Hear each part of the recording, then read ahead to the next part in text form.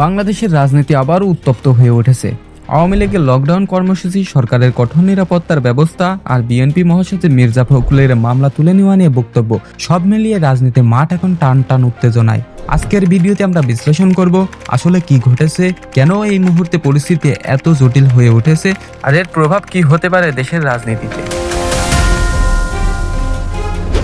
ঢাকা মহানগর পুলিশ ঘোষণা দিয়েছে, আওয়ামী লীগের লকডাউন কর্মসূচিকে ঘিরে তারা বৃহস্পতিবার ব্যাপক নিরাপত্তার ব্যবস্থা নিয়েছে। অন্যদিকে আওয়ামী লীগ বলেছে যে কোনো পরিস্থিতিতেই তারা এই কর্মসূচির মাধ্যমে ঢাকাকে কার্যরত বিচ্ছিন্ন করে দেবে। একই দিকে গত কয়েকদিনে রাজধানী সহ বিভিন্ন জায়গায় ককটেল বিস্ফোরণ আর বাসের অগ্নিসংযোগের ঘটনা ঘটেছে। পুলিশ বলেছে এইসব নাশকতার জন্য আওয়ামী লীগরাই দায়ী। তবে আওয়ামী লীগের নেতারা বলছে সরকারের পৃষ্ঠপোষকতায় থাকা সাম্প্রতিক শক্তিরাই এইসব ঘটনা ঘটাচ্ছে, যাতে দোষ চাপানো যায় তাদের ঘাড়ে। এইসব ঘটনার পেছনে যে বড় প্রেক্ষাপট কাজ করছে তা হলে শেখ হাসিনার বিরুদ্ধে দায়ের করা মানবতা বিরোধী অপরাধের মামলা। 13 নভেম্বর এই মামলা দায়ের তারিখ নির্ধারণ করবে আন্তর্জাতিক অপরাধ ট্রাইব্যুনাল।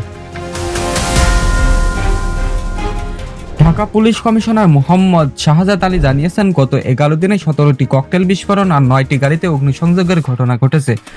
তবে 13 নভেম্বর নিয়ে কোনো শঙ্কার কারণ নেই।